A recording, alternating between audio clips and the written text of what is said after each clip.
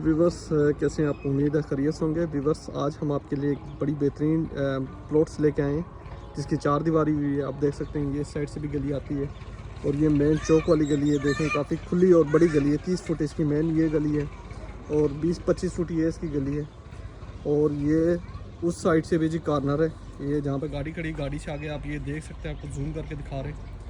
और ये 10 मरले है और ये अंदर जैसे इंटर होते हैं तो ये जी अंदर इसका सारा सिस्टम है, देख सकते हैं आप। और ये वक्ती तौर एक छोटा सा डेरा नुमा बनाया हुआ है और ये इसका जी बाथरूम है। और ये सामने आपको किचन भी दिखा लेते हैं।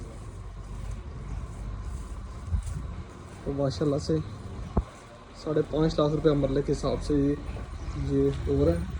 देखें बेहतरीन, और ये बेहतरीन जगह है। और ये किचन है, आप यहाँ पे इसको टेम्परेरी किचन भी इस्तेमाल कर सकते हैं।